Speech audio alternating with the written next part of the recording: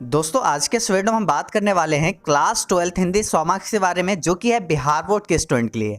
आज के इस वीडियो में हम कंप्लीट हिंदी 100 मार्क्स में जो भी प्रश्न आपके एग्जाम में पूछे जाते हैं, चाहे वो ऑब्जेक्टिव हो, सब्जेक्टिव हो, चाहे वो गद्यखंड से हो, पदखंड से हो या फिर हिंदी व्याकरण से हो, सभी कुछ हम लोग अच्छे से देखेंगे। बारी बारी से एक एक चैप्टर बाई चैप्टर करके देखते हुए चलेंगे। अगर आप लोग का तैयारी हिंदी 100 मार्क्स में कुछ भी नहीं है, जीरो लेवल है, फिर भी अगर आप इस वीडियो को देखते हैं तो आपका कंप्लीट तैयारी यहाँ पे 100 में 100 यहाँ पे तैयारी हो जाएगा इस वीडियो को देखने के बाद। तो मैं ये रिकमेंड करूंगा कि आप इस वीडियो को अभी देखिए और साथ में एग्जाम से एक दिन पहले देख के एग्जाम देने चले जाइएगा, ताकि आपके एग्जाम में भी अच्छा खासा प्रश्न मिल जाए और आप आसानी से वहाँ पे सारा क्वेश्चन को डील करके अच्छा मार्क्स ले आए।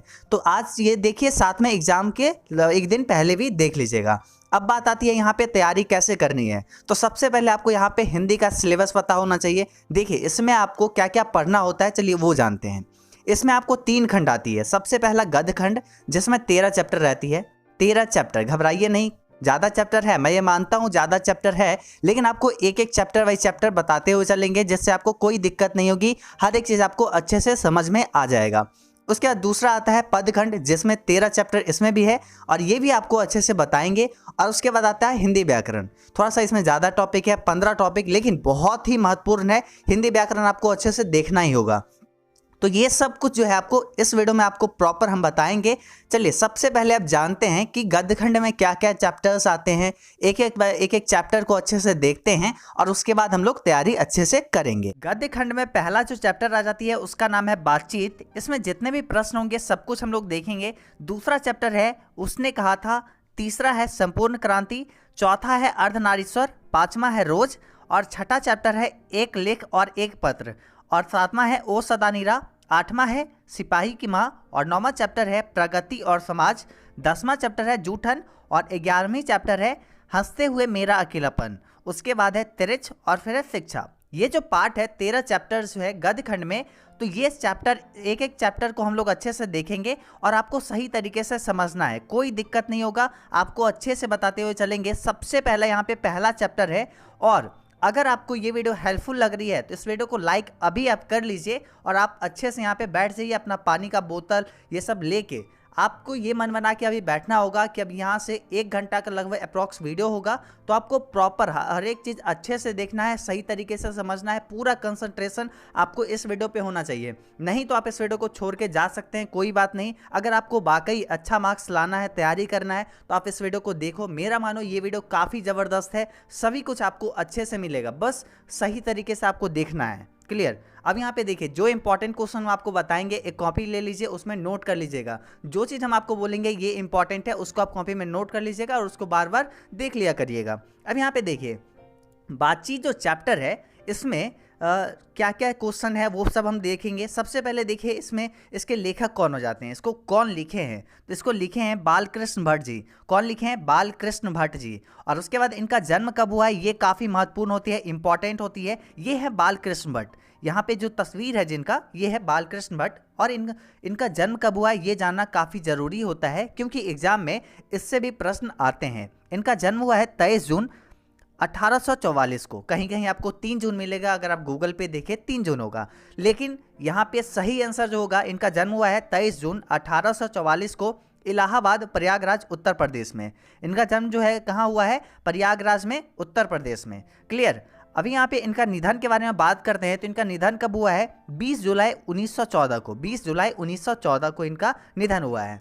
एक बात तो आप क्लियर यहाँ पे जान लीजिए कि कोई आंसर गलत नहीं होगा। जितने भी बुक्स में आंसर गलत थे वो सब हम आपको यहाँ पे करेक्ट करके अच्छे से बता रहे हैं। तो आप निर्धरक होकर अच्छे से बस पढ़ाई करिए और सही तरीके से याद करिए।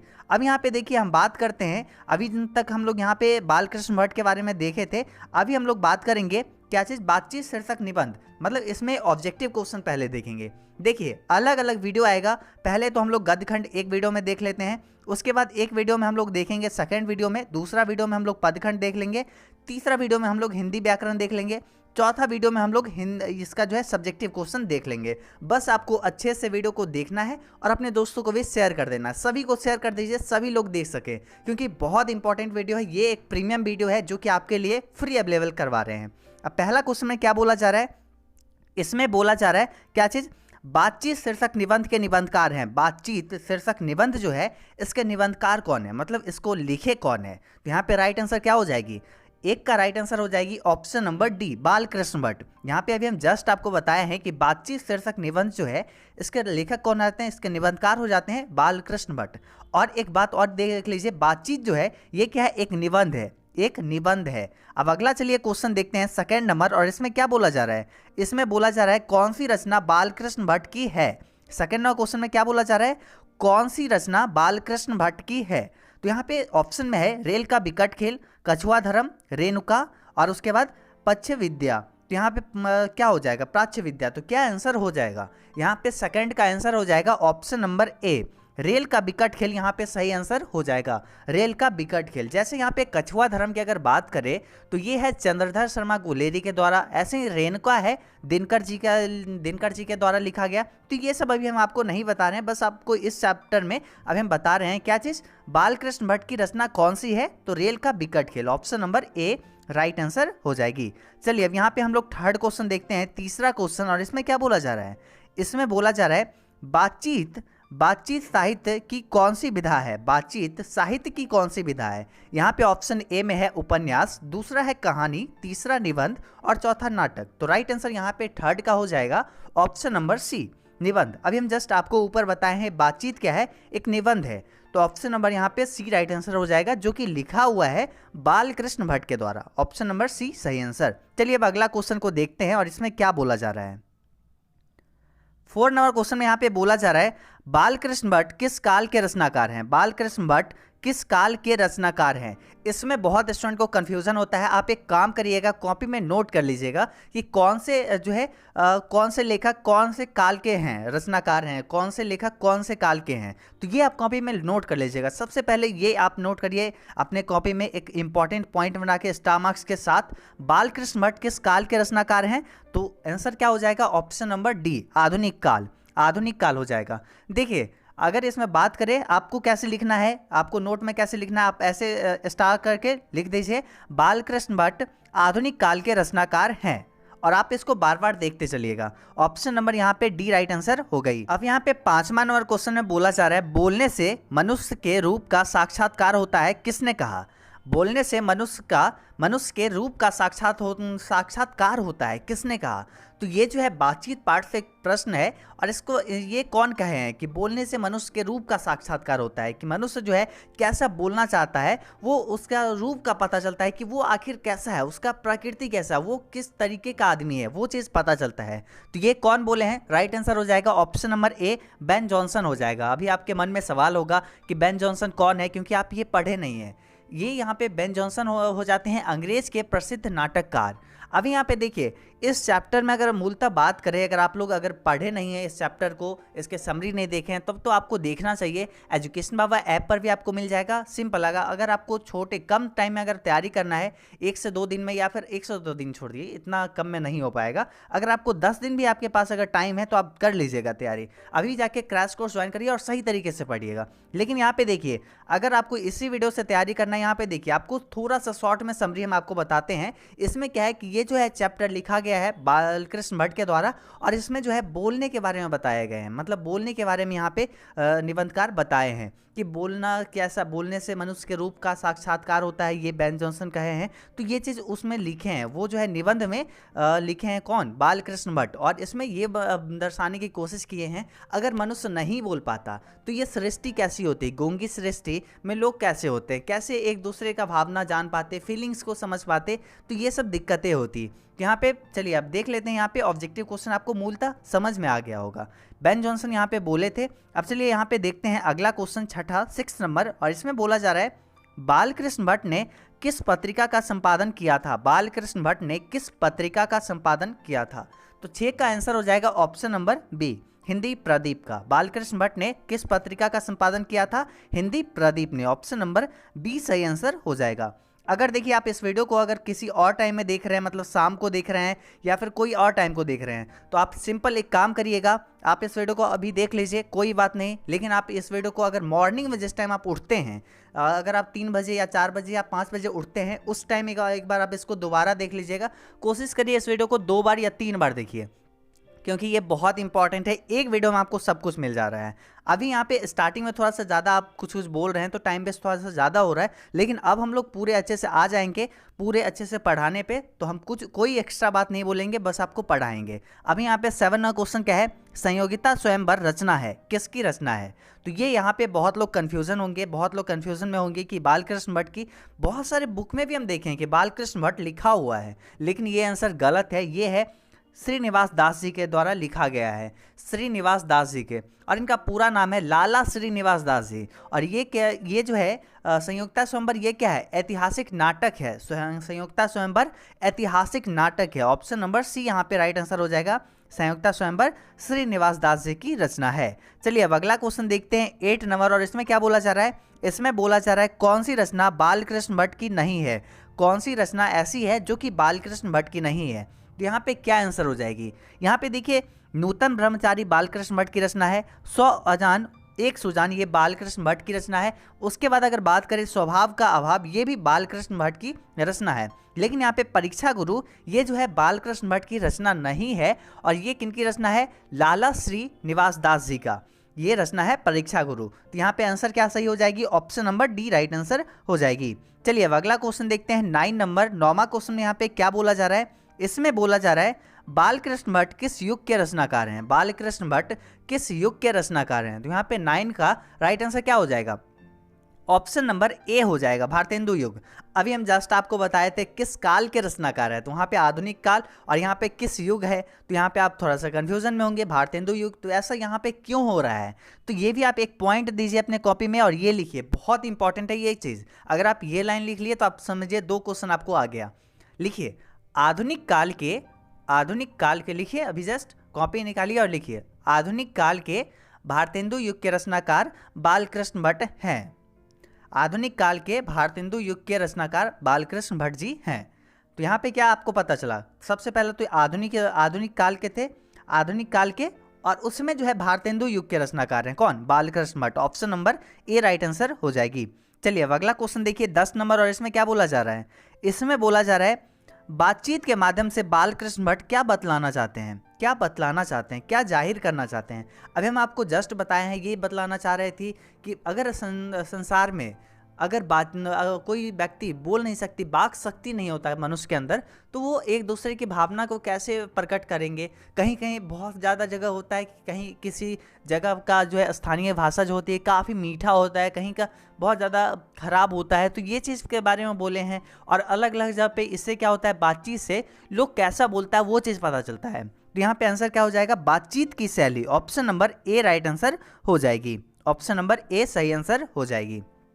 अभी हम लोग यहाँ पे इस चैप्टर में 10 बहुत ही महत्वपूर्ण क्वेश्चन जो थी, जो मुझे लगा कि ये सब क्वेश्चन आपके एग्जाम में आ सकती है, वही सारे क्वेश्चन हम आपको सेलेक्ट करके दिए हैं। अब चलिए अगला यहाँ पे देखते हैं। सेकंड जो चैप्टर है उसने कहा था, इसमें जो है वास्तुनिष्ठ प्रश्न जो भी आते हैं वो सब हम लोग देखेंगे एक एक करके बारी बारी से। सबसे पहले समझिए इसके लेखक कौन है, इनका जन्म कब हुआ है, निधन कब हुआ है, ये सब जानते हैं। यहाँ पे तस्वीर जो लगा हुआ है ये है चंद्रधर शर्मा गुलेरी का, जो लिखे हैं उसने कहा था। ये जो है उसने कहा था कहानी जो है ये लिखे हैं चंद्रधर शर्मा गुलेरी। यहाँ पे जो तस्वीर दिया हुआ ये लिखे हैं। अभी इनका जन्म के बारे में देखते हैं। इनका जन्म कब हुआ है? इनका जन्म हुआ है 7 जुलाई 1883 को। कब हुआ है? 7 जुलाई 1883 को जयपुर राजस्थान में। देखिए अगर आप गूगल पे देखते हैं या फिर कोई भी गेस्ट पेपर में देखते हैं अलग ऑप्शन है, मुझे मत बोलिए क्योंकि यहाँ पे ये राइट आंसर है।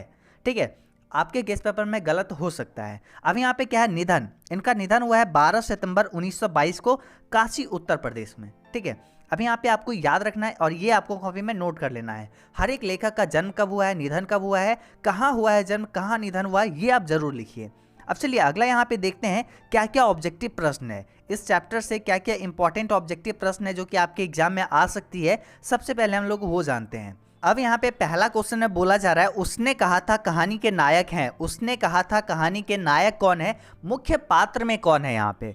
तो राइट आंसर यहाँ पे क्या हो जाएगा? फर्स्ट का राइट आंसर हो जाएगा लहना सिंह। देखिए लहना सिंह जो है इस पाठ के मुख्य किरदार में है, मतलब इसके मेन पात्र में है। Option number A right answer हो जाएगा। सब कुछ जो है लहना सिंह पर ही ये पाठ पूरे आधारित है। Option number A right answer हो जाएगी।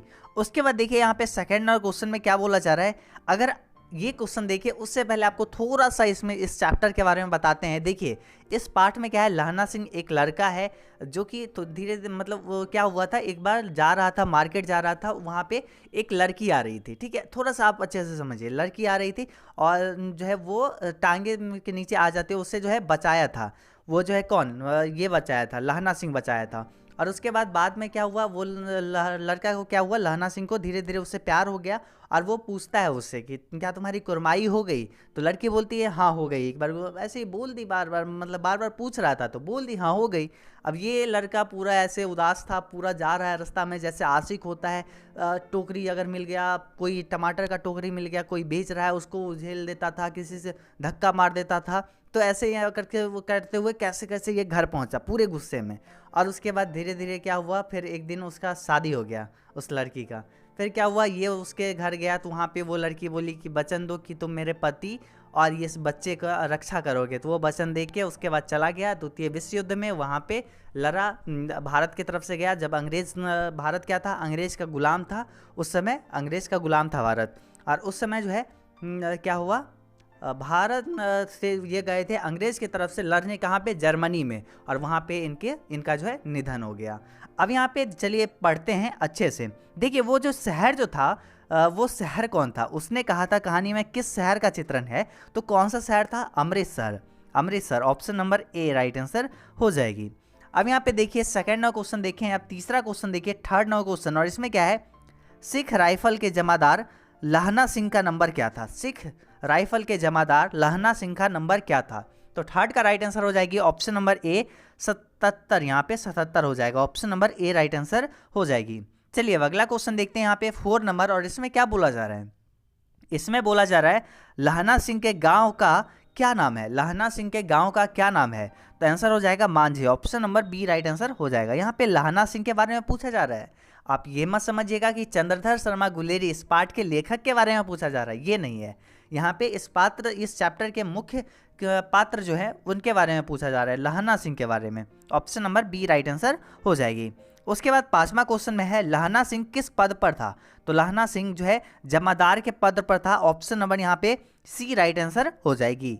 चलिए अब अगला क्वेश्चन देखिए 6 नंबर 6 में यहाँ पे क्या बोला जा रहा है, लहना सिंह की मृत्यु किसकी गोद में हुई। लहना सिंह की मृत्यु किसकी गोद में हुई। तो 6 का राइट आंसर हो जाएगा option number B, Bajira Singh के गोद में हुई। और यहाँ पे आपका कंफ्यूजन होगा, ये बजीरा सिंह कौन था। तो ये जहाँ गए थे किसके तरफ से, भारत के तरफ से गए थे जर्मनी लड़ने। तो अब यहाँ पे क्या था, इनका एक पलटन, इनका एक क्या था, एक जो है पूरा पलटन था, पूरा टीम था। पलटन किसको कहते हैं, टीम को कहते हैं। पूरा एक पलटन के साथ गए थे और उसमें जो है क्या था, ये जो है यहाँ पे मतलब बजीरा सिंह वगैरह बहुत सारे जो क्या रहता है, मित्र बन जाता है ना वहाँ पे। अगर आप जा रहे हैं, अगर आप टीम में हैं, पलटन में हैं, अगर आप सिपाही हैं, तो बहुत सारा वहाँ पे और सिपाही होते हैं, वो सब मित्र बन जाते हैं। तो बजीरा सिंह उनके मित्र थे। अब यहाँ पे देखिए किसकी गोद में हुई थी, तो बजीरा सिंह के, ऑप्शन नंबर यहाँ पे बी राइट आंसर हो जाएगा। ये बजीरा सिंह सिपाही मित्र था लहना सिंह का। अगला क्वेश्चन देखिए 7 नंबर। और इसमें क्या है, पलटन का विदूषक कौन था। अब यहाँ पे देखिए पलटन किसको कहते हैं, टीम को कहते हैं, पूरे टीम, सिपाही का जो टीम था उसको कहते हैं। अब यहाँ पे उसका विदूषक कौन था।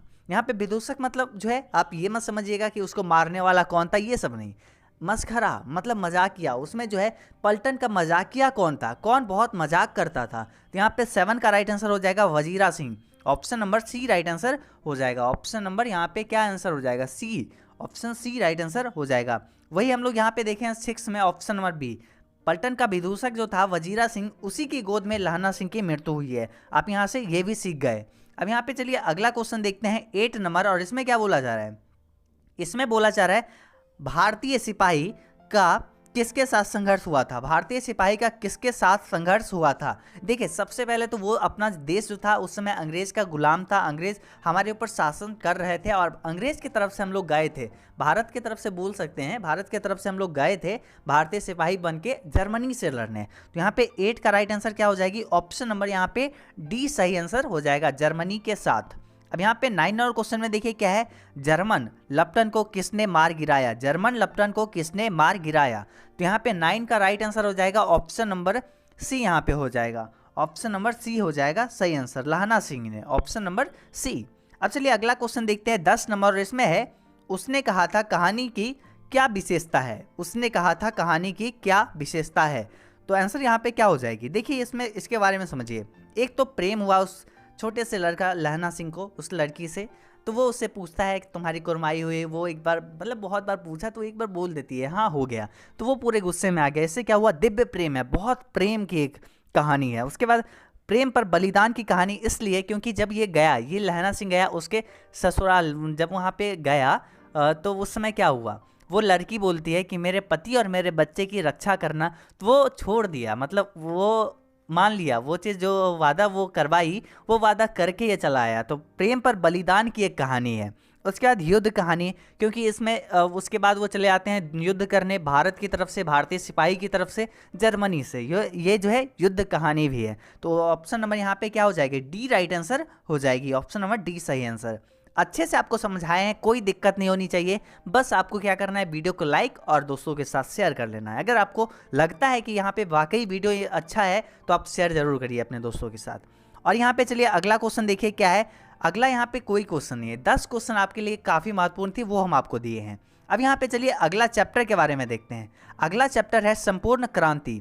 अब आइए जानते हैं संपूर्ण क्रांति के लेखक कौन है, इनका जन्म कब हुआ है, कहाँ हुआ है, वो सब जानते हैं। इसके लेखक हो जाते हैं संपूर्ण क्रांति के लेखक जयप्रकाश नारायण। यहाँ पे इनकी तस्वीर लगी हुई है, या आप इनको याद रख सकते हैं। जयप्रकाश नारायण जी के द्वारा संपूर्ण क्रांति लिखा गया है। अभी इनका जन्म हुआ है 11 अक्टूबर 1902 में सिताब दियारा नामक गांव में इनका जन्म हुआ है। कहाँ? सिताब दियारा नामक गांव में 11 अक्टूबर 1902। कहीं कहीं आपको अलग जन्म डेट रहता है तो वो आपको नहीं याद करना है। सिंपल हम आपको जो इस वीडियो में बता रहे हैं आपको वही याद रखना है। इनका निधन हुआ है 8 अक्टूबर 1979 ईस्वी को, पटना बिहार में इनका निधन हुआ है। याद रखना है आपको। इनके लेखक कौन आते हैं? संपूर्ण क्रांति के लेखक जयप्रकाश नारायण जी। अब चलिए यहाँ पे क्वेश्चंस को देखते हैं। पहला क्वेश्चन को देखते हैं और सही तरीके से आपको समझाते हुए चलेंगे। देखिए इसमें क्या था, ये एक भाषण था जो कि पटना गांधी मैदान में दिया गया था जयप्रकाश नारायण जी के द्वारा, और उसी से कुछ अंश जो है यहाँ पे लिया गया है। इसमें वो बोलते हैं किसके बारे में? दिनकर, रामधारी सिंह दिनकर राष्ट्र कवि के बारे में बतलाते हैं अच्छे से, तो फणीश्वर नाथ रेणु के बारे में अच्छे से बतलाते हैं। तो ये सब अच्छे से ये जो है अपने भाषण में बोलते हैं कि अगर ये लोग रहते तो आज जो है भारत का, बिहार का गौरव ही कुछ अलग रहता। तो ये सब कुछ वो अच्छे से बतलाते हैं। साहित्य का जो है एक अलग ही दुनिया रहता, तो ये चीज़ वो बतलाते हैं। आज भी वो उनकी कमी खलती है, तो वो सब कुछ अच्छे से ये अपने भाषण में सम्मिलित किए हैं। अब देखते हैं इसके रचनाकार कौन है। पहला क्वेश्चन देखते हैं। संपूर्ण क्रांति के रचनाकार हैं कौन? रचनाकार हैं यहाँ पे जे कृष्ण मूर्ति गलत। ऑप्शन नंबर ए राइट गलत आंसर हो जाएगा। ऑप्शन नंबर बी भी गलत आंसर। ऑप्शन नंबर सी यहाँ पे हो जाएगा जयप्रकाश नारायण। संपूर्ण क्रांति के रचनाकार कौन है? Option number C Jayaprakash Narayan. अब आगे यहाँ पे देखिए सेकेंड क्वेश्चन देखिए, और इसमें क्या है, किसने कहा था? किसने कहा था अभी न जाने कितने मिलो इस देश की जनता को जाना है? तो यहाँ पे सेकंड का राइट आंसर क्या हो जाएगा? सेकंड का राइट आंसर हो जाएगा क्या चीज़? Jawaharlal Nehru. Right answer option number यहाँ पे सी सही आंसर हो जाएगी।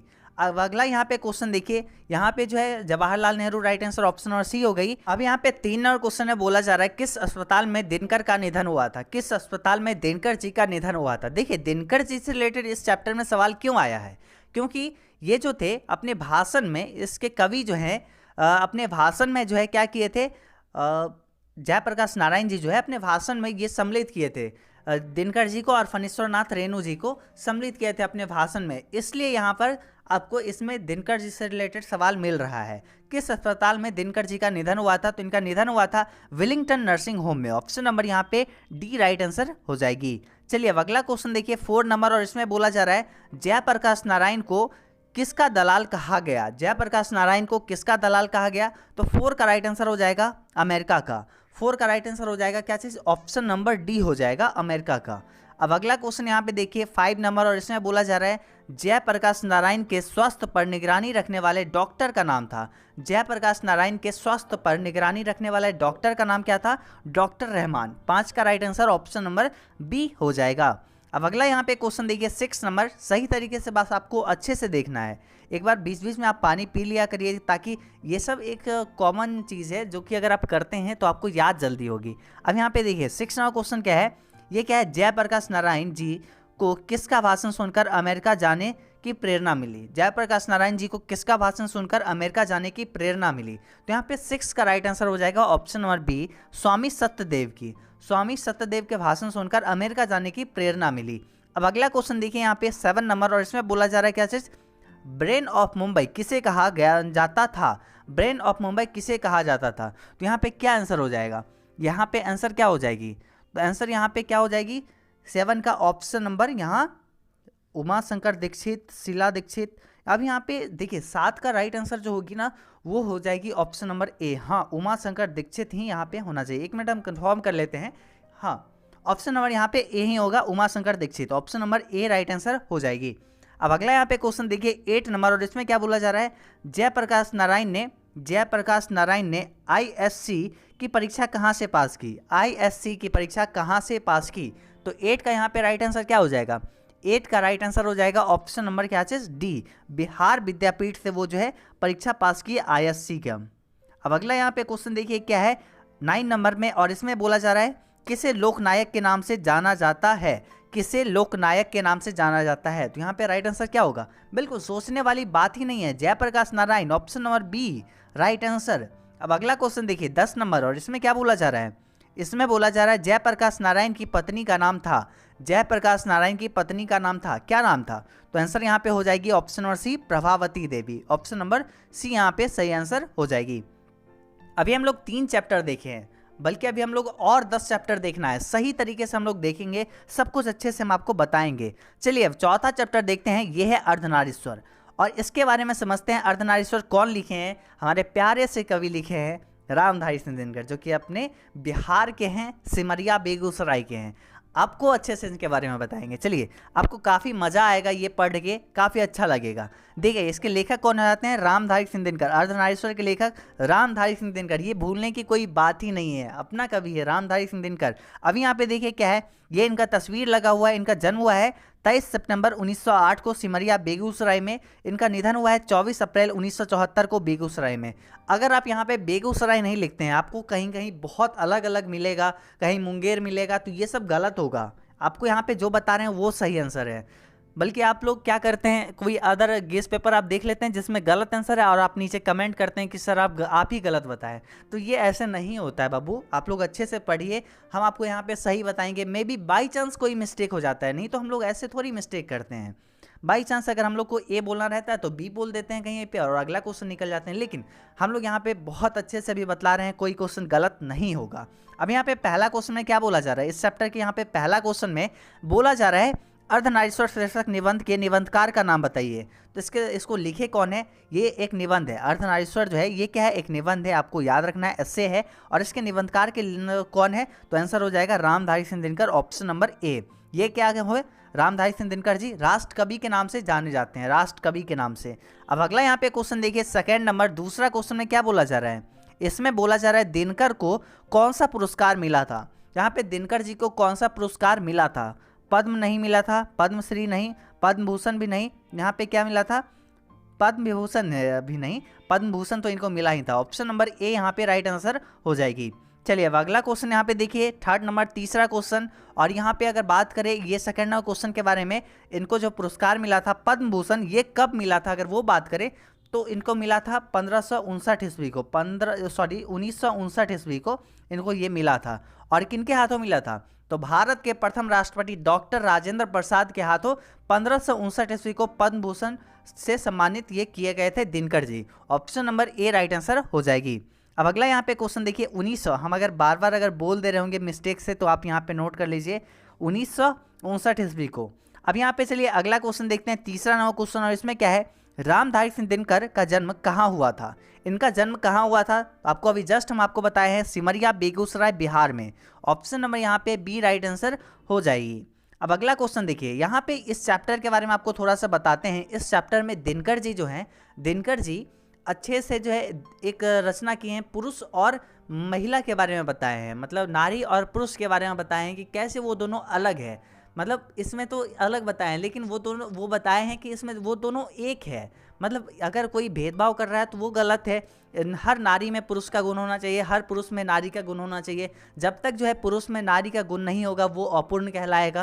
तो ये सब इस पाठ में वो बताए हैं, और इसमें शंकर और पार्वती का आधा पुरुष और आधा नारी के रूप के अवतार के बारे में बताए हैं इस पाठ में। चलिए शॉर्ट में समझ लिए। अब यहाँ पे चौथा क्वेश्चन देखते हैं। इसमें क्या है, जिस पुरुष में नारित्व तो नहीं है वो क्या है?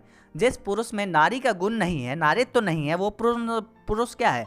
अपूर्ण है। अभी हम आपको जस्ट बताए हैं। यहाँ पे right answer option number B हो जाएगी। चलिए अब अगला क्वेश्चन यहाँ पे देखते हैं क्या है। इसमें 5 नंबर में क्या बोला जा रहा है, रामधारी सिंह दिनकर की काव्य कृति कौन सी है? रामधारी सिंह दिनकर की काव्य कृति कौन सी है? तो यहाँ पे 5 का राइट आंसर हो जाएगा ऑप्शन नंबर ए। कौन सी नहीं है? कौन सी नहीं है ना पूछा जा रहा है। नहीं तो ये साकेत और यशोधरा हो जाएगा, क्योंकि साकेत और यशोधरा किनकी रचना है आपको अच्छे से बताए हुए हैं। क्या है? मैथिली शरण गुप्त। साकेत और यशोधरा दोनों जो है मैथिली शरण गुप्त के द्वारा लिखी गई रचना है। और बाकी यहाँ पे जितना है, प्राणभंग, रेणुका, हुंकार, रसवंती, कुरुक्षेत्र, यहाँ पे जो है रसिमरथी, ये सब जो है जितने हैं यहाँ पे सब कुछ जो है किसके द्वारा रचना किया गया है? दिनकर जी के द्वारा, राष्ट्र कवि दिनकर जी के द्वारा। अब अगला क्वेश्चन देखिए 6 नंबर, और इसमें क्या बोला जा रहा है? इसमें बोला जा रहा है दिनकर को किस गद्य पुस्तक पर साहित्य अकादमी पुरस्कार मिला था? तो 6 का यहाँ पे राइट आंसर हो जाएगी ऑप्शन नंबर बी, संस्कृत के 4 अध्याय। 6 का यहाँ पे right answer option number B हो जाएगा। और ये कब मिला था? 1959 को इनको मिला था पुरस्कार। अब यहाँ पे चलिए अगला क्वेश्चन देखते हैं, और यहाँ पे इसमें क्या बोला जा रहा है? 7 नंबर क्वेश्चन में यहाँ पे क्या बोला जा रहा है? दिनकर को किस काव्य पुस्तक पर भारतीय ज्ञानपीठ पुरस्कार मिला? तो यहाँ पे 7 का राइट आंसर क्या हो जाएगा? 7 का राइट आंसर हो जाएगा उर्वशी। उर्वशी। दिनकर को किस काव्य पुरुष पर भारतीय ज्ञानपीठ पुरस्कार मिला? तो उर्वशी पर। और ये कब मिला था? 1972 में। और अगर आपको ये याद रखना है तो रखिए, नहीं तो ये इसका इस भी याद रखना कोई इंपॉर्टेंट नहीं है। अब चलिए अगला क्वेश्चन देखते हैं 8 नंबर, और इसमें क्या बोला जा रहा है? इसमें बोला जा रहा है दिनकर किस युग के कवि थे? कौन से युग के कवि थे? आपको अभी जस्ट हम आपको बताए थे, दोनों कवि के बारे में बताएं, तीनों कवि के बारे में बताएं, और इसमें भी बताते हैं दिनकर किस युग के कवि थे। तो यहाँ पे क्या आंसर हो जाएगी? यहाँ पे आंसर हो जाएगा छायावादोत्तर युग के। ऑप्शन नंबर सी सही आंसर हो जाएगी। अब अगला क्वेश्चन यहाँ पे देखिए, और आप ये कॉपी में नोट कर लीजिएगा 8 नंबर क्वेश्चन। अब यहाँ पे देखिए 9 नंबर में क्या बोला जा रहा है? अर्धनारीश्वर का क्या अर्थ है? अर्धनारीश्वर का क्या अर्थ है? तो यहाँ पे आंसर क्या हो जाएगी? अर्धनारीश्वर का अर्थ जो है होता है क्या चीज? ये एक काल्पनिक रूप रचना किए हैं। किसका? अर्धनारीश्वर शंकर और पार्वती के काल्पित रूप है, जिसका आधा अंग पुरुष का और आधा अंग जो है नारी का होता है। ऑप्शन नंबर सी सही आंसर हो जाएगी। अब अगला यहाँ पे क्वेश्चन देखिए 10 नंबर, और इसमें क्या बोला जा रहा है? संस्कृत के, इसमें यहाँ पे क्या बोला जा रहा है? 10 में क्या बोला जा रहा है? संस्कृत के 4 अध्याय किसकी कृति है? संस्कृति के 4 अध्याय किसकी कृति है? तो 10 का राइट आंसर हो जाएगी option number D, Ramdhari Singh Dinkar यहाँ पे सही आंसर हो जाएगी। अभी तक हम लोग 4 चैप्टर को देख चुके हैं। अब चलिए हम आगे का चैप्टर को देखते हैं। अब यहाँ पे अगला जो चैप्टर आ जाती है उस चैप्टर का नाम है रोज। रोज पाठ में जितने भी वास्तुनिष्ठ प्रश्न हैं, आइए हम लोग एक एक करके अच्छे से जानते हैं। सबसे पहले इनके लेखक के बारे में जानेंगे, उसके बाद जन्म और निधन के बारे में अच्छे से समझेंगे। अभी यहाँ पे देखिए रोज पाठ जो है इसके लेखक कौन हो जाते हैं? इसके लेखक हो जाते हैं सचिदानंद हीरानंद बादशाहन, यानी अज्ञे जी जो है इसके लेखक हो जाते हैं। चलिए उसके बाद हम लोग देखते हैं इनका जन्म कब हुआ है। तो इनका जन्म हुआ है 7 मार्च 1911 को। कहाँ हुआ है? कुशीनगर उत्तर प्रदेश में। कहाँ पे हुआ है? कुशीनगर उत्तर प्रदेश में 7 मार्च 1911 को इनका जन्म हुआ है। वही इनके निधन के बारे में बात करें तो इनका निधन हुआ है 4 अप्रैल 1987 ईस्वी को नई दिल्ली में। देखिए जन्म का जो दिनांक जो है कहीं कहीं अलग होगा, लेकिन यहाँ पे हम आपको जो दे रहे हैं एक्यूरेट बिल्कुल 100% सही होगा। अभी यहाँ पे चलिए जितने भी ऑब्जेक्टिव प्रश्न आते हैं इस चैप्टर से सब कुछ हम लोग अच्छे से समझते हैं। चलिए यहाँ पे सबसे पहला क्वेश्चन को देखते हैं, और यहाँ पे फर्स्ट क्वेश्चन में बोला जा रहा है रोज कहानी की नायिका है। रोज कहानी की नायिका कौन है? तो यहाँ पे आंसर क्या हो जाएगा? फर्स्ट का राइट आंसर हो जाएगा ऑप्शन नंबर बी, मालती यहाँ पे सही आंसर हो जाएगा। ऑप्शन नंबर बी यहाँ पे राइट आंसर। अगला क्वेश्चन चलिए देखते हैं सेकंड नंबर, और इसमें बोला जा रहा है क्या चीज? इसमें बोला जा रहा है रोज इनमें से क्या है? रोज इनमें से क्या है? निबंध है, कहानी है, उपन्यास का अंश है, या फिर आलोचना का अंश है? क्या यहाँ पे सही आंसर हो जाएगा? आप लोग को जल्दी से बताना है। अभी यहाँ पे नीचे आप कमेंट कर सकते हैं चाहेंगे तो, और यहाँ पे चलिए हम आपको बता रहे हैं right answer. Option number B हो जाएगा कहानी। ऑप्शन नंबर बी सही आंसर हो जाएगी। उसके बाद चलिए अगला क्वेश्चन क्या है? थर्ड नंबर क्वेश्चन देखते हैं। सेकंड का right answer option number B हो गई। अब अगला क्वेश्चन है थर्ड, और इसमें बोला जा रहा है अज्ञेय किस वाद से है? अज्ञेय जो है कौन से वाद से हैं? तो थर्ड का राइट आंसर हो जाएगा ऑप्शन नंबर बी, प्रयोगवाद से। अज्ञेय जी जो है प्रयोगवाद से हो जाएंगे, option number B right answer. चलिए अब अगला क्वेश्चन देखते हैं 4 नंबर, और इसमें क्या है, नदी के द्वीप किसकी रचना है? नदी के द्वीप किसकी रचना है? उदय प्रकाश जी की, अज्ञेय जी की, मलयज जी की, या फिर मणि मधुकर की? क्या यहाँ पे राइट आंसर हो जाएगी? 4 का राइट आंसर होगा option number B, option number B Agyeya ji का हो जाएगा, यानी सचिदानंद हीरानंद बादशाहन यानी अज्ञेय जी का, option number B right answer. चलिए अब अगला यहाँ पे क्वेश्चन हम लोग देखते हैं 5 नंबर, और इसमें क्या बोला जा रहा है? इसमें बोला जा रहा है कौन सी पुस्तक ऐसा है जो अज्ञेय जी का है? तो यहाँ पे राइट आंसर क्या हो जाएगी? यहाँ पे 5 नंबर क्वेश्चन का राइट आंसर हो जाएगी option number C, option number C, हरी घास पर छनवर, ऑप्शन नंबर सी सही आंसर हो जाएगी। चलिए अब अगला क्वेश्चन हम लोग देखते हैं 6 नंबर, और इसमें क्या है? इसमें बोला जा रहा है किस पाठ में आया है, दोपहर में उस सूने आंगन में पैर रखते ही मुझे ऐसा जान पड़ा मानो उस पर किसी शाम की छाया मंडरा रही हो। तो यहाँ पे 6 नंबर क्वेश्चन का राइट आंसर क्या हो जाएगी? ऑप्शन नंबर ए। क्या चीज? ऑप्शन नंबर ए, रोज यहाँ पे सही आंसर हो जाएगी। चलिए फिर अगला क्वेश्चन हम लोग देखते हैं 7 नंबर, 7वां क्वेश्चन, और इसमें क्या बोला जा रहा है?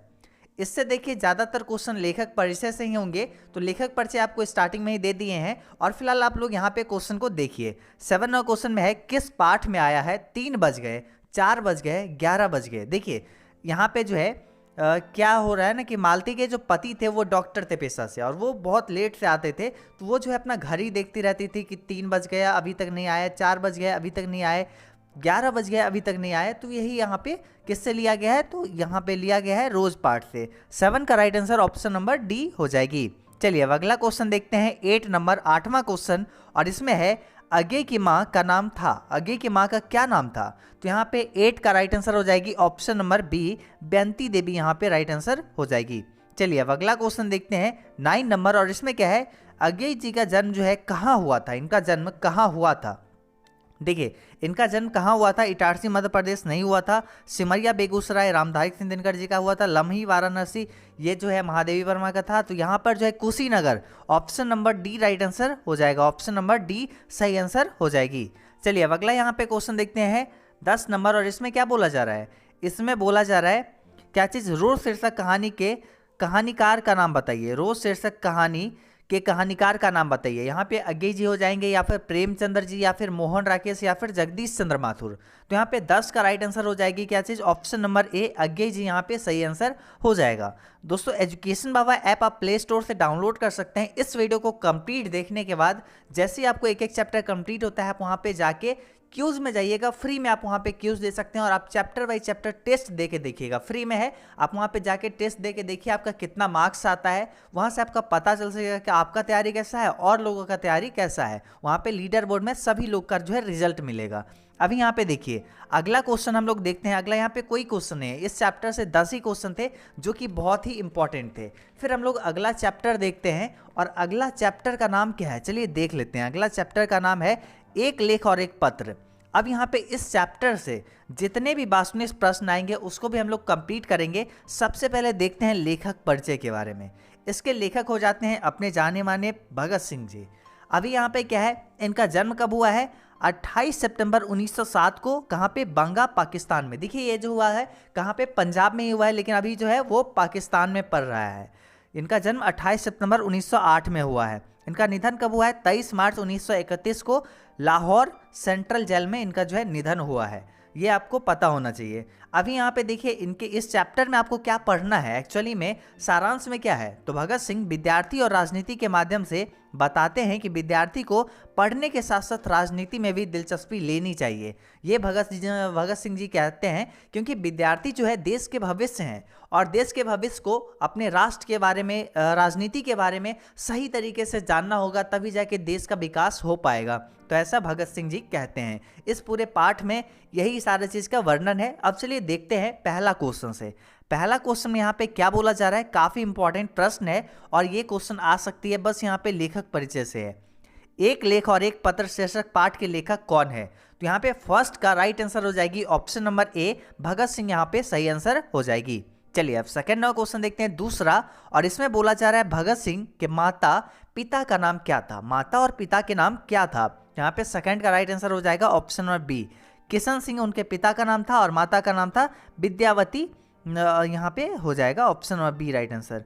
सरदार किशन सिंह इनके पिता का नाम था। ऑप्शन नंबर बी यहाँ पे राइट आंसर हो गई। चलिए अब अगला क्वेश्चन हम लोग देखते हैं और इसमें क्या बोला जा रहा है। थर्ड में बोला जा रहा है भगत सिंह का पैतृक गांव कहाँ था। भगत सिंह का पैतृक गांव जो था वो कहाँ था, तो खटकल कहाँ पे, खटकल कला पंजाब में। यहाँ पे जो है थर्ड का राइट आंसर ऑप्शन नंबर ए हो जाएगा, पंजाब में उनका पैतृक गांव था।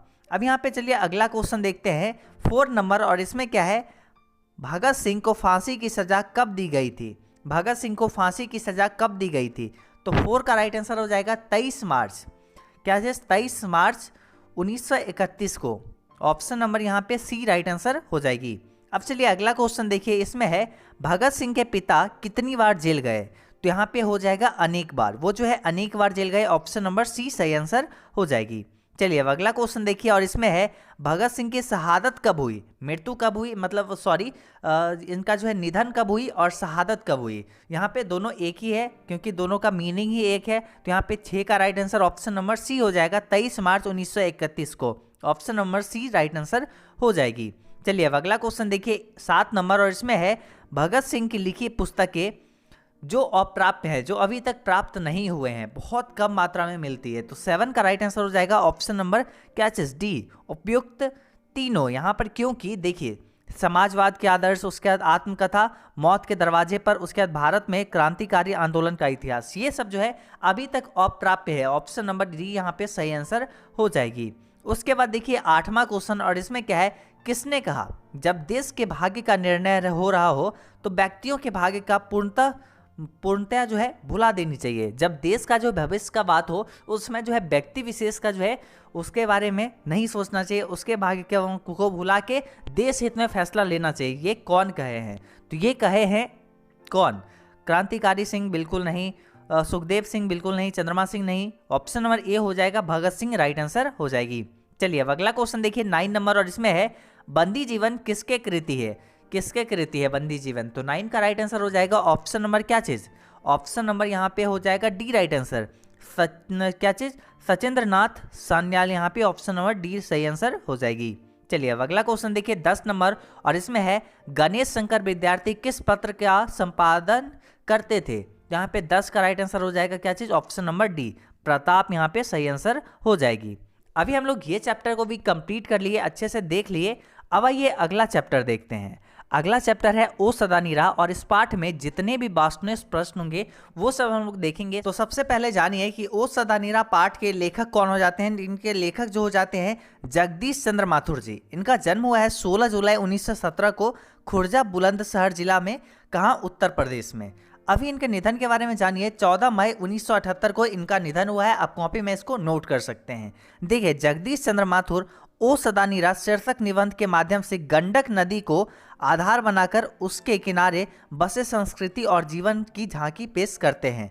तो ये हो गई ओ सदानीरा पाठ के बारे में। अब चलिए देखते हैं ओ सदानीरा पाठ में जितने भी ऑब्जेक्टिव क्वेश्चन है उसको देखते हैं। पहला यहाँ पे क्वेश्चन है ओ सदानीरा निबंध के निबंधकार का नाम बताइए।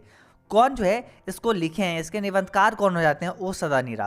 तो यहाँ पे राइट आंसर क्या हो जाएगी, यहाँ पे राइट आंसर क्या हो जाएगी, इसका राइट आंसर हो जाएगा option number A Jagdish Chandra Mathur. यहाँ पे सही आंसर हो जाएगा Jagdish Chandra Mathur ji, option number A right answer हो जाएगी।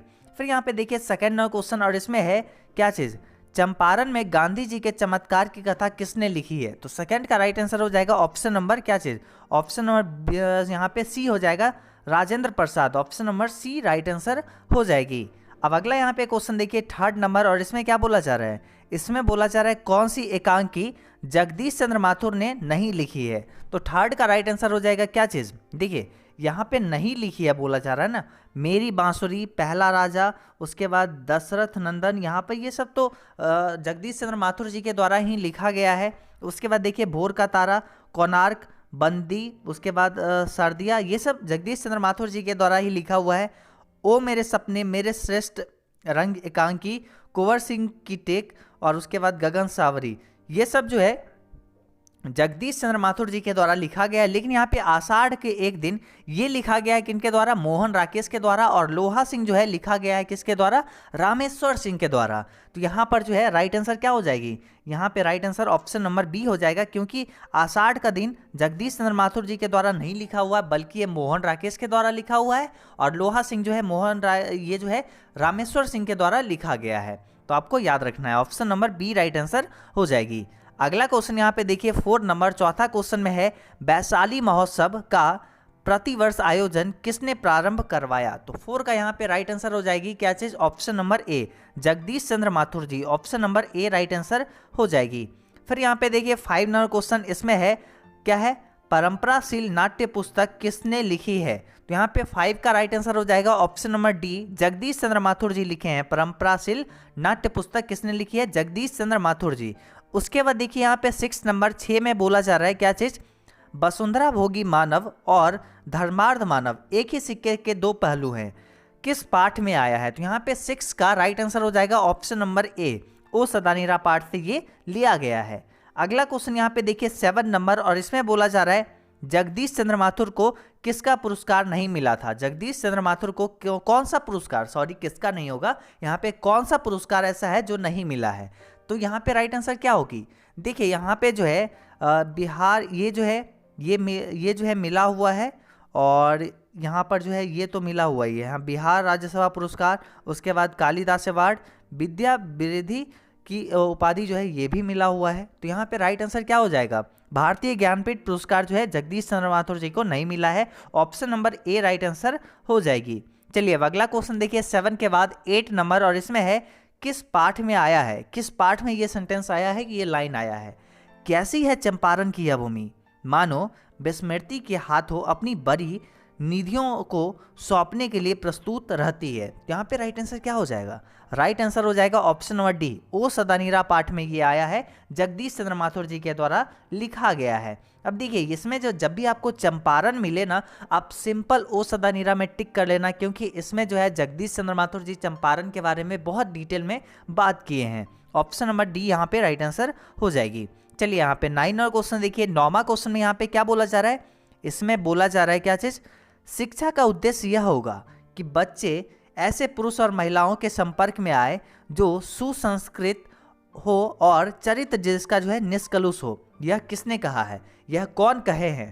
तो यहाँ पे 9 का राइट आंसर क्या हो जाएगा, ऑप्शन नंबर यहाँ पे बी हो जाएगा, महात्मा गांधी जी ये बात बोले हैं।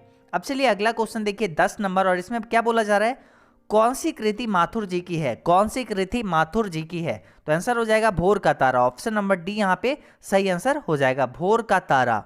अब यहाँ पे देखिए माथुर जी के द्वारा ये सब लिखी गई है, आप अच्छे से नोट कर लीजिएगा कि जगदीश चंद्र माथुर जी के द्वारा कौन कौन सी कविता या फिर कहानी लिखी गई है, सब आपको अच्छे से इसमें बता दी है 10 क्वेश्चन में से।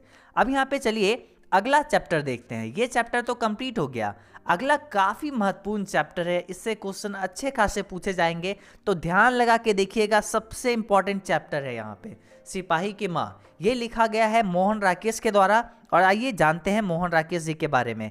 इनका जन्म जो हुआ है, इनका जन्म हुआ है 8 जनवरी 1925 को अमृतसर पंजाब में।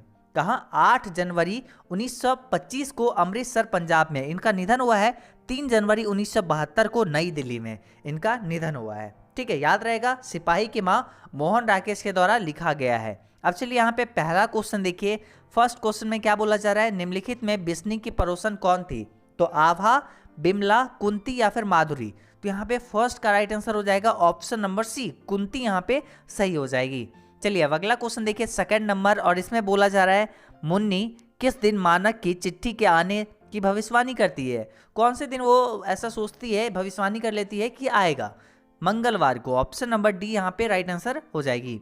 चलिए अब अगला क्वेश्चन देखिए 3rd नंबर, तीसरा क्वेश्चन इसमें है कौन कहता है मैं इसकी लाश ले जाकर चील और कौवों के आगे डाल दूंगा। तो ऐसा कौन कहता है। तो 3rd का राइट आंसर हो जाएगा ऑप्शन नंबर बी, सिपाही। Option number B right answer हो जाएगी। चलिए अब अगला क्वेश्चन देखिए 4 नंबर, चौथा क्वेश्चन इसमें है किस पाठ से यह उद्धरण आया है, कौन से पाठ में ये लाइन आया है। इसमें है फौजी वहां लड़ने के लिए है, वह भाग नहीं सकते, जो फौजी छोड़कर भागते हैं, मैदान छोड़कर भागता है, उसे गोली मार दी जाती है। यह कौन से पाठ से आया है। तो ये आया है कहाँ से, सिपाही की माँ। ऑप्शन नंबर सी यहाँ पे राइट आंसर हो जाएगी। पांचवा क्वेश्चन यहाँ पे देखिए क्या है, मोहन राकेश का जन्म कब हुआ था। मोहन राकेश का जन्म कब हुआ था आपको बताए हैं अभी लेखक परिचय में। अभी यहाँ पे राइट आंसर हो जाएगा 8 जनवरी 1925। ऑप्शन नंबर ए सही आंसर हो जाएगी। चलिए अगला क्वेश्चन देखिए 6 नंबर, और इसमें क्या बोला जा रहा है, इसमें बोला जा रहा है इनमें कौन सी कृति मोहन राकेश की है। इनमें कौन सी कृति मोहन राकेश की है, तो 6 का राइट आंसर हो जाएगी ऑप्शन नंबर बी, जानवर और जानवर जो है मोहन राकेश की कृति है। ऑप्शन नंबर बी सही आंसर हो जाएगी। चलिए अब यहाँ पे 7 नंबर क्वेश्चन देखिए 7वां, और इसमें बोला जा रहा है कौन सी कृति मोहन राकेश की नहीं है। कौन सी कृति मोहन राकेश की नहीं है, यहाँ पर देखिए, तो इसके लिए हम लोग को जानना होगा नहीं कि मोहन राकेश की कौन कौन सी कृति है। यहाँ पर देखिए, यहाँ पर एक और जिंदगी, यहाँ पे ये जो है मोहन राकेश की है। उसके बाद अंधेरे बंद कमरे, ये भी मोहन राकेश की है। उसके बाद आधे अधूरे मोहन राकेश की है। लेकिन यहाँ पे इतिहास और आलोचना, ये है नामवर सिंह की रचना। तो यहाँ पे ये right answer option number C हो जाएगी। अगला क्वेश्चन यहाँ पे देखिए 8 नंबर क्वेश्चन में बोला जा रहा है मुन्नी और मानक की माँ का क्या नाम है। मुन्नी और मानक का क्या नाम है, तो 8 का राइट आंसर हो जाएगा ऑप्शन नंबर सी, बिस्नी यहाँ पे सही आंसर हो जाएगा। मुन्नी और मानक का नाम, माँ का नाम क्या था, तो बिस्नी। Option number C right answer हो जाएगी। अगला क्वेश्चन यहाँ पे देखिए 9 नंबर 9वां क्वेश्चन, और इसमें है सिपाही की माँ के अनुसार लड़ाई कहाँ हो रही है। सिपाही की माँ के अनुसार लड़ाई कहाँ हो रही है, तो बर्मा में। Option number B right answer हो जाएगी। अगला क्वेश्चन देखिए यहाँ पे 10 नंबर, और इसमें क्या बोला जा रहा है, इसमें बोला जा रहा है मोहन राकेश की एकांकी का शीर्षक है। मोहन राकेश की एकांकी का शीर्षक कौन सा है, तो आंसर हो जाएगा सिपाही की माँ। ये जो है मोहन राकेश के द्वारा लिखा गया एकांकी है। ऑप्शन नंबर बी यहाँ पे राइट आंसर हो जाएगी। और अगला यहाँ पे अगला जो चैप्टर आ जाती है, चलिए उसके बारे में जानते हैं। ये चैप्टर कंप्लीट हो गया। अब अगला यहाँ पे चैप्टर जो है उसका नाम क्या है, उसका नाम है प्रगीत और समाज। चलिए इसके बारे में सबसे पहले लेखक परिचय के बारे में जानते हैं, उसके बाद जितने भी ऑब्जेक्टिव क्वेश्चन होंगे वो सब देखेंगे। प्रगीत और समाज, इसमें जितने भी ऑब्जेक्टिव क्वेश्चन है उसके बारे में बात करना है। अभी चलिए लेखक के बारे में समझते हैं। लेखक इसके हो जाते हैं नामवर सिंह। प्रगीत और समाज के लेखक नामवर सिंह हो जाते हैं। इनका जन्म हुआ है 28 जुलाई 1926 को। 28 जुलाई 1926, हालांकि 1927 भी कहीं कहीं रहता है, तो इस चीज़ में हमें मत बोलिएगा। यहाँ पे क्या रहता है, प्रगीत और समाज का 28 जुलाई 1926, और कहीं कहीं आपको मिल जाएगा 1927 यहाँ पे मिल जाएगा। अभी यहाँ पे देखिए आपको याद क्या रखना है, तो 1927 आप सिंपल याद रखिएगा। यहाँ पे 26 के बजाय आप 27 याद रखिएगा। अभी यहाँ पे देखिए क्या है, अगला यहाँ पे देखिए यहाँ पे बनारस उत्तर प्रदेश में इनका जन्म हुआ है। वही निधन जो हुआ है 19 फरवरी 1919 में नई दिल्ली में इनका निधन हुआ है। देखिए डेट के बारे में थोड़ा बहुत जानकार जो होते हैं उनमें थोड़ा सा मतभेद रहता है, जिसके कारण अलग अलग जगह पे आपको अलग अलग डेट मिल रहा होगा। अभी यहाँ पे देखिए पहला क्वेश्चन देखते हैं, और पहला क्वेश्चन में यहाँ पे क्या बोला जा रहा है, प्रगीत और समाज शीर्षक निबंध के निबंधकार का नाम बताइए। प्रगीत और समाज कौन लिखे हैं, तो आंसर हो जाएगा option number A, Namvar Singh ji के द्वारा प्रगीत और समाज लिखा गया है। सेकंड क्वेश्चन यहाँ पे देखिए, इसमें क्या बोला जा रहा है, नामवर सिंह का जन्म कब हुआ है, तो सेकंड का राइट आंसर हो जाएगा 28 जुलाई 1927 को। ऑप्शन नंबर बी यहाँ पे सही आंसर हो जाएगी। फिर यहाँ पे देखिए अगला क्वेश्चन, यहाँ पे क्या है 1927। हाँ अभी हम आपको जस्ट क्या बताएं, 1927 यहाँ पे याद रखना है, 28 नहीं सॉरी 27 यहाँ पे। Option number B right answer. चलिए अब अगला यहाँ पे क्वेश्चन देखिए, थर्ड नंबर तीसरा क्वेश्चन, इसमें बोला जा रहा है नामवर सिंह के माता पिता का नाम बताइए। तो यहाँ पे राइट आंसर क्या हो जाएगा, थर्ड का, तीसरा का राइट आंसर हो जाएगा नामवर सिंह के माता और पिता का नाम हो जाएगा यहाँ पे क्या चीज, बागेश्वरी देवी इनके माता का नाम, और पिता का नाम नागर सिंह। ऑप्शन नंबर डी यहाँ पे राइट आंसर हो जाएगी।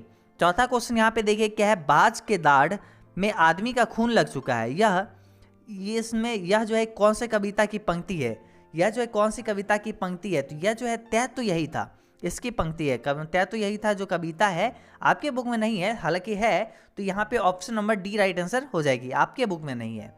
अब यहाँ पे देखिए पांचवा क्वेश्चन क्या है, और इसमें बोला जा रहा है हिंदी में विकास के अपभ्रंश का योग पुस्तक किसने लिखी। हिंदी के विकास में अपभ्रंश का योग पुस्तक जो है कौन लिखे हैं, तो 5 का राइट आंसर हो जाएगी option number B, Namvar Singh. Option number B सही आंसर हो जाएगी। अगला क्वेश्चन है यहाँ पे, दूसरी परंपरा की खोज पुस्तक किसने लिखी है, तो इसको लिखे हैं कौन, यहाँ पे देखिए अरुण कमल नहीं होगा, रामधारी सिंह दिनकर नहीं होगा, नामवर सिंह सही आंसर हो जाएगी। अब अगला यहाँ पे क्वेश्चन देखिए 7 नंबर 7वां क्वेश्चन, और इसमें बोला जा रहा है क्या चीज, इसमें बोला जा रहा है कवित्व के नए प्रतिमान पुस्तक किसने लिखी है। तो 7 का right answer option number D हो जाएगा, Namvar Singh. Option number D सही आंसर। अगला क्वेश्चन यहाँ पे देखिए 8 नंबर, और इसमें है वाद विवाद संवाद पुस्तक किसने लिखी है। तो 8वां का भी राइट आंसर ऑप्शन नंबर ए हो जाएगा, नामवर सिंह। काफी ज्यादा नामवर सिंह की रचना है, वो सब हम ये आपको बता रहे हैं। अभी देखिए यहाँ पे 9 नंबर क्वेश्चन, इसमें थोड़ा सा एक्सप्लेन कर दिए हैं। देखिए कौन सी पुस्तक नामवर सिंह की है, तो यहाँ पे 9 का राइट आंसर हो जाएगा ऑप्शन नंबर बी, पृथ्वी रासों की भाषा। अब चलिए देखते हैं नामवर सिंह की कौन कौन सी रचना है वो समझ लीजिए, क्योंकि इससे कुछ ज़्यादा ही नामवर सिंह की रचना है। अभी यहाँ पे देखिए प्रगीत और समाज नामवर सिंह की रचना है, हिंदी के विकास में अपभ्रंश का योग, दूसरी परंपरा की खोज, कविता के नए प्रतिमान, वाद विवाद संवाद, पृथ्वी रासों की भाषा, ये सब नामवर सिंह की रचना है। आपको नोट कर लेना है अपने कॉपी में। आपको स्टार्टिंग में ही बोले हैं कॉपी लेके बैठना है, अच्छे से बैठना है, और अगर आप पानी अभी तक नहीं पिए हैं पी लीजिए, क्योंकि इससे क्या होगा आपका माइंड फ्रेश हो जाएगा और फिर आप अच्छे से याद कर पाओगे। अभी यहाँ पे देखिए 10वां क्वेश्चन, लास्ट क्वेश्चन यहाँ पे इस चैप्टर से, ये क्या है, इसमें बोला जा रहा है कामायनी के कवि हैं, कामायनी के कवि कौन हो जाएंगे। तो यहाँ पे राइट आंसर क्या हो जाएगा, यहाँ पे राइट आंसर प्रसाद जी हो जाएंगे। लेकिन प्रसाद जी का पूरा नाम क्या हो जाएगा, Jaishankar Prasad. Option number B यहाँ पे राइट आंसर हो जाएगी। यहाँ पे हम लोग अभी तक ये चैप्टर को भी कंप्लीट कर लिए हैं। अब हम लोग अगला चैप्टर को देखेंगे। अब यहाँ पे अगला जो चैप्टर आ जाती है उसका नाम है जूठन, और इस पाठ का लेखक कौन हो जाते हैं, ओम प्रकाश वाल्मीकि। इसके लेखक कौन हो जाते हैं, ओम प्रकाश वाल्मीकि। आइए इनके बारे में जानते हैं, इनका जन्म कब हुआ है और निधन कब हुआ है। इनका जन्म जो है 30 जून 1950 को हुआ है। कहाँ पे, बरला गांव में, मुजफ्फरनगर, जो कि उत्तर प्रदेश में पड़ता है। और वही इनका निधन पर है, निधन कब हुआ है, 17 नवंबर 2013 को। उम्र जो है 63 साल तक ये जीवित रहे, और देहरादून में इनका निधन हुआ है। ठीक है, अब चलिए यहाँ पे पहला क्वेश्चन से स्टार्ट करते हैं, क्योंकि क्वेश्चन इंपॉर्टेंट है। अभी यहाँ पे पहला क्वेश्चन में बोला जा रहा है जूठन शीर्षक आत्मकथा के लेखक कौन है। जूठन शीर्षक आत्मकथा के लेखक कौन है, तो आंसर यहाँ पे बिल्कुल ऑब्वियसली ऑप्शन नंबर ए हो जाएगा राइट आंसर, ओम प्रकाश वाल्मीकि सही आंसर हो जाएगी। फिर यहाँ पे अगला क्वेश्चन देखिए, यहाँ पे सेकेंड नंबर क्वेश्चन, और इसमें क्या बोला जा रहा है, इसमें यहाँ पे बोला जा रहा है ओम प्रकाश वाल्मीकि को कौन कौन सम्मान प्राप्त हुआ है। ओम प्रकाश वाल्मीकि को कौन कौन से सम्मान जो है प्राप्त हुआ है। तो देखिए यहाँ पर जो है डॉक्टर अंबेडकर राष्ट्रपति पुरस्कार, और उसके बाद परिवेश सम्मान, ये भी इनको मिला है। उसके बाद देखिए जयश्री सम्मान, ये भी इनको मिला है। उसके बाद कथा क्रम सम्मान, ये भी मिला है। तो यहाँ पे राइट आंसर क्या हो जाएगा, ऑप्शन नंबर डी सही आंसर हो जाएगा, उपयुक्त सभी, option number D right answer. अब अगला यहाँ पे क्वेश्चन है थर्ड नंबर, तीसरा क्वेश्चन, ओम प्रकाश वाल्मीकि के कहानी संग्रह का नाम बताइए। ओम प्रकाश वाल्मीकि के कहानी संग्रह का नाम बताइए। तो थर्ड का राइट आंसर हो जाएगा ऑप्शन नंबर डी, उपयुक्त सभी। क्योंकि देखिए यहाँ पे जूठन जो है ओम प्रकाश वाल्मीकि के द्वारा लिखा गया है, फिर सलाम और फिर घुसपैठिए जो है ओम प्रकाश वाल्मीकि के द्वारा लिखा गया है। तो ऑप्शन नंबर यहाँ पे डी राइट आंसर हो जाएगी। अब चलिए यहाँ पे अगला क्वेश्चन देखिए चौथा, और इसमें क्या बोला गया है, ओम प्रकाश वाल्मीकि के कविता संकलन का नाम बताइए। कौन जो है यहाँ पे कविता संकलन ओम प्रकाश वाल्मीकि जी का है। तो यहाँ पे राइट आंसर हो जाएगा क्या चीज़, देखिए यहाँ पे सदियों के संताप, ये भी है। उसके बाद बस बहुत हो चुका, ये भी है। और अब और नहीं, ये भी है ओम प्रकाश वाल्मीकि के कविता संकलन। तो यहाँ पे right answer option number D right answer हो जाएगी। चलिए अब अगला क्वेश्चन देखते हैं 5 नंबर क्वेश्चन, और इसमें है क्या चीज़, दलित साहित्य का सौंदर्य शास्त्र नामक आलोचना पुस्तक किसने लिखी है। तो 5 का यहाँ पे राइट आंसर क्या हो जाएगा, ऑब्वियसली यहाँ पे रामधारी सिंह दिनकर नहीं होगा, Om Prakash Valmiki right answer option A हो जाएगा।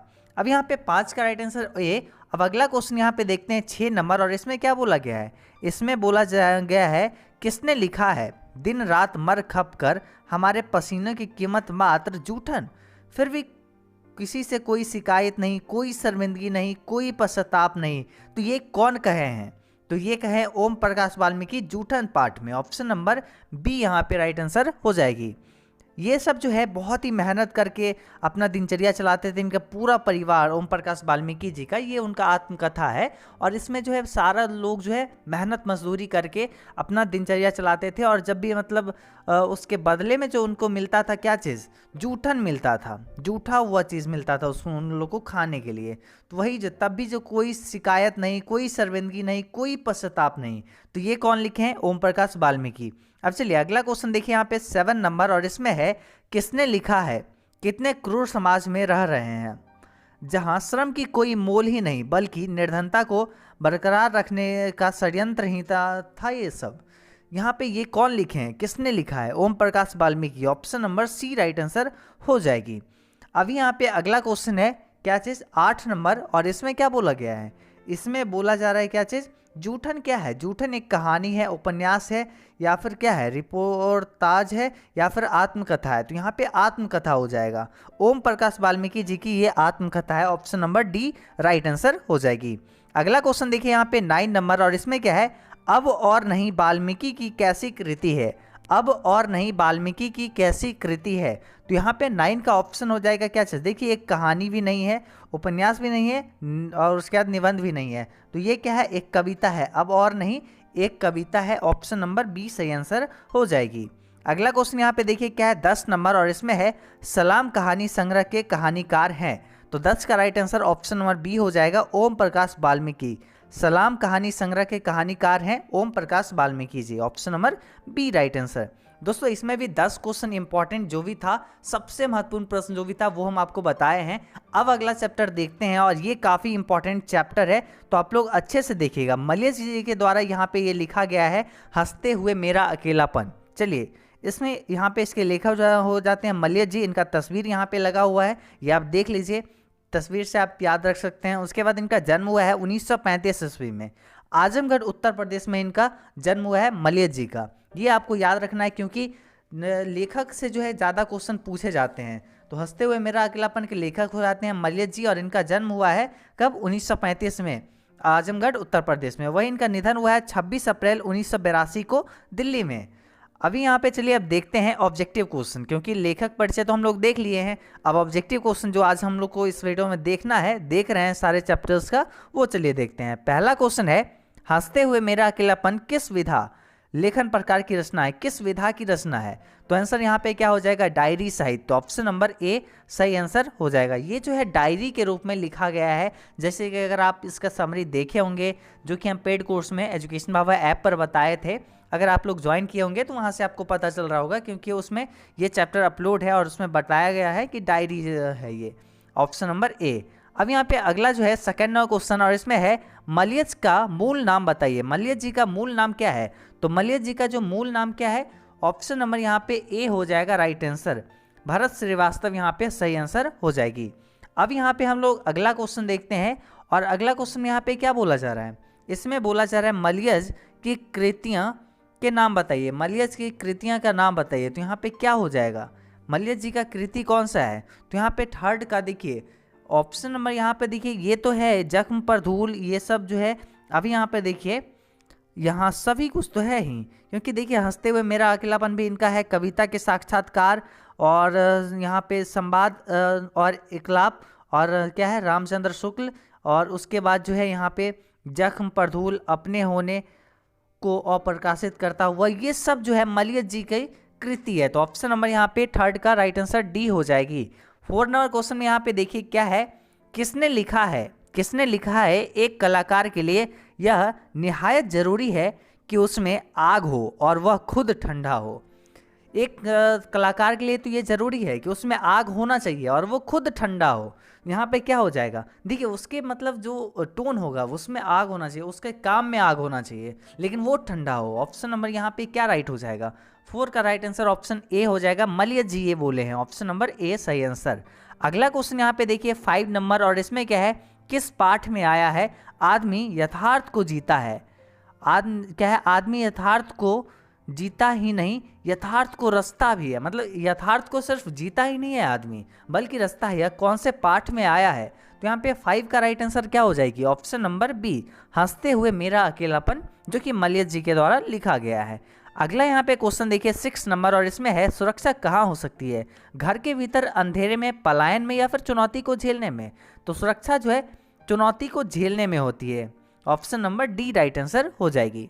अब अगला क्वेश्चन यहाँ पे देखिए क्या है, इसमें आपको कंफ्यूज नहीं करना है। बहुत लोग सोचेंगे घर पे बैठे रहेंगे तो सुरक्षा हो जाएगी, तो ये राइट आंसर नहीं है। अंधेरे में भी सुरक्षा नहीं होगी, अभी यहाँ पे देखिए पलायन में भी एक जगह से दूसरी जगह भाग जाना या फिर चले जाना वो भी सुरक्षा नहीं है, बल्कि चुनौती को झेलने में सुरक्षा है। Option number D right answer हो जाएगी। अगला यहाँ पे क्वेश्चन देखिए 7 नंबर और इसमें है हंसते हुए मेरा अकेलापन के लेखक है। हंसते हुए मेरा अकेलापन के लेखक कौन है? तो यहाँ पे 7 का राइट आंसर क्या हो जाएगी? Option number B Malayaj ji. Option number B right answer. अब अगला क्वेश्चन देखिए यहाँ पर क्या है 8 नंबर और इसमें बोला जा रहा है क्या चीज़, कौन सी रचना मलयज की है, कौन सी रचना जो है मलयज जी की है। तो यहाँ पे 8 का राइट आंसर क्या हो जाएगी? देखिए यहाँ पे कविता के साक्षात्कार ये जो है मलयज जी की रचना है। ऑप्शन नंबर यहाँ पे सी राइट आंसर हो जाएगी। अगला क्वेश्चन यहाँ पे देखिए क्या है, कविता संग्रह है। कविता संग्रह है कौन सा है जो यहाँ पे कविता संग्रह है? देखिए यहाँ पे पहला ही ऑप्शन जो है जख्म पर धूल, ये कविता संग्रह है। ऑप्शन नंबर ए सही आंसर। अगला क्वेश्चन यहाँ पे देखिए 10 नंबर और इसमें है हर आदमी उस संसार को रचता है जिसमें वह जीता है और भोगता है, यह कथन किसका है? तो 10 का राइट आंसर क्या हो जाएगी? ऑप्शन नंबर सी, यह मलयज जी की जो है कथन है, ये मलयज जी के द्वारा कहा गया है। हर आदमी उस संसार को रचता है जिसमें वह जीता है और भोगता है। Option number C right answer, correct option option C. अब यहाँ पे ये चैप्टर तो कंप्लीट हो गई है, हंसते हुए मेरा अकेलापन, जिसके लेखक है मलयज जी। अब हम लोग के पास अगला चैप्टर आता है जिसका नाम है त्रिच। काफ़ी अच्छा यहाँ पे ये चैप्टर है, आपको अच्छे से बताएंगे, प्रॉपर हर एक क्वेश्चन को अच्छे से समझाएंगे। देखिए यहाँ पे त्रिच पाठ के लेखक हो जाते हैं उदय प्रकाश जी। उदय प्रकाश जी के द्वारा ये जो है त्रिच पाठ लिखा गया है। इनका जन्म जो हुआ है 1 जनवरी 1952 ईस्वी में इनका जन्म हुआ है। वही इनका जो है जन्म स्थान कौन सा है? गांव जो है सीतापुर है, जिला शहडोल और मध्य प्रदेश में इनका जो है जन्म हुआ है। तो ये आपको याद रखनी है। अब यहाँ पे पहला क्वेश्चन देखिए, उदय प्रकाश जी का जन्म कब हुआ है? उदय प्रकाश जी का जन्म कब हुआ है? तो अभी हम जस्ट आपको बताए थे क्या 1952 में। तो यहाँ पे देखिए 1952 कौन सा ऑप्शन है? ऑप्शन नंबर ए।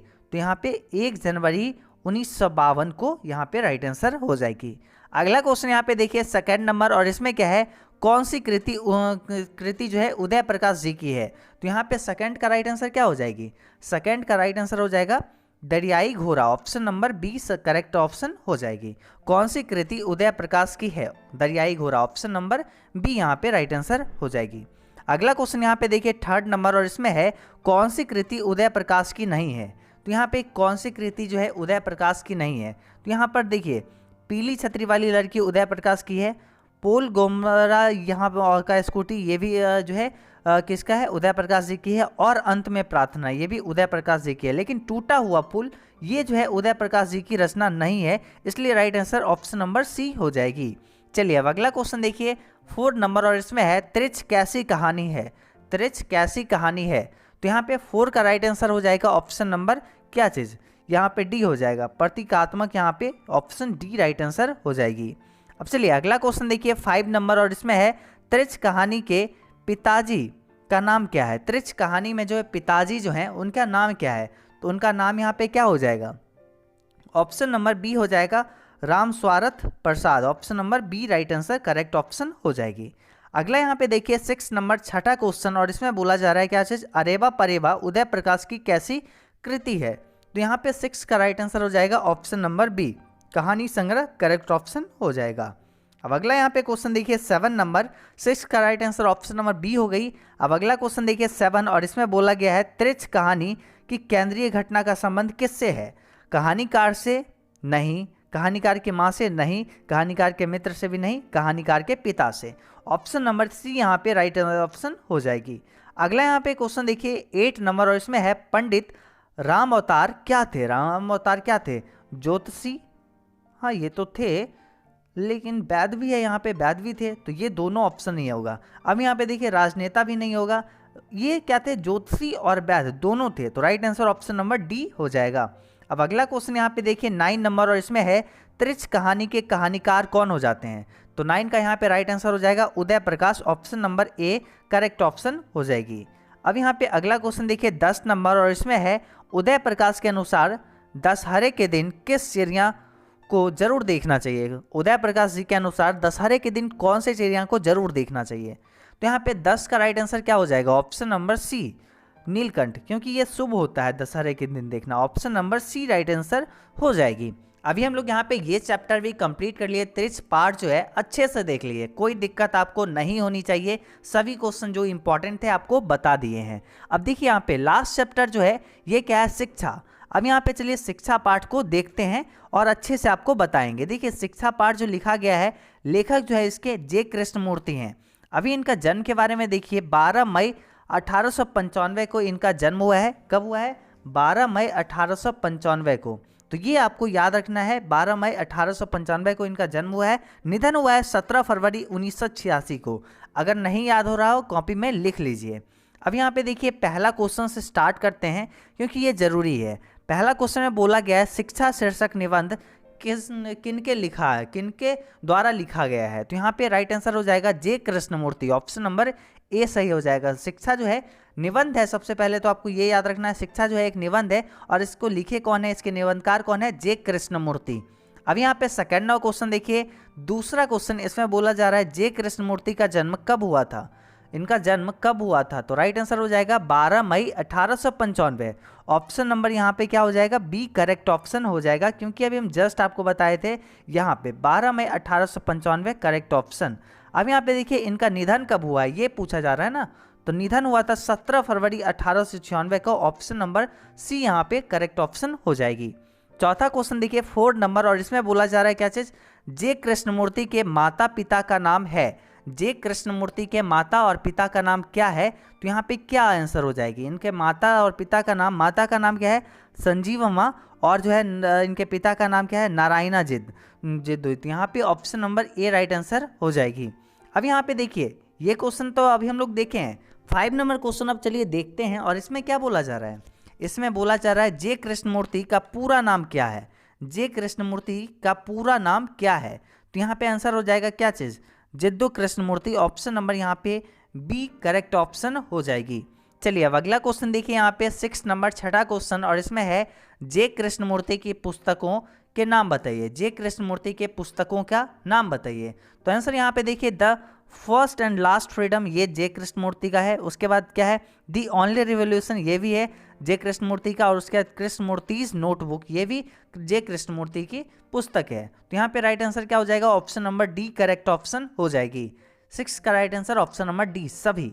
अभी यहाँ पे देखिए अगला क्वेश्चन क्या है 7 नंबर, और इसमें क्या पूछा जा रहा है, किस पाठ में आया है यह सेंटेंस, यह लाइन जो है किस पाठ में आया है। बचपन से ही आपको ऐसा वातावरण में रहना अत्यंत आवश्यक है जो स्वतंत्रतापूर्ण है। तो ये किस पाठ से आया है, तो 7 का राइट आंसर हो जाएगा ऑप्शन नंबर बी, शिक्षा पाठ से आया है। Option number B correct option हो जाएगी। अगला क्वेश्चन यहाँ पे देखिए क्या है 8 नंबर, और इसमें बोला जा रहा है क्या चीज, the first and last freedom किन की कृति है। तो 8 का राइट आंसर हो जाएगा ऑप्शन नंबर सी, जे कृष्णमूर्ति जी का। ऑप्शन नंबर सी यहाँ पे करेक्ट ऑप्शन हो जाएगी।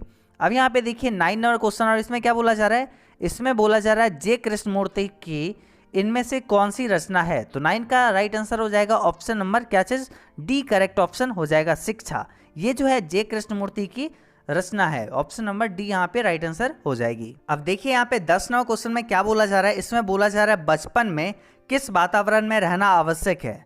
तो किस वातावरण में रहना आवश्यक है, स्वतंत्र वातावरण में, तभी कोई व्यक्ति पढ़ सकता है, उसके पास ज्ञान आ सकता है। ऑप्शन नंबर ए यहाँ पे राइट आंसर हो जाएगी।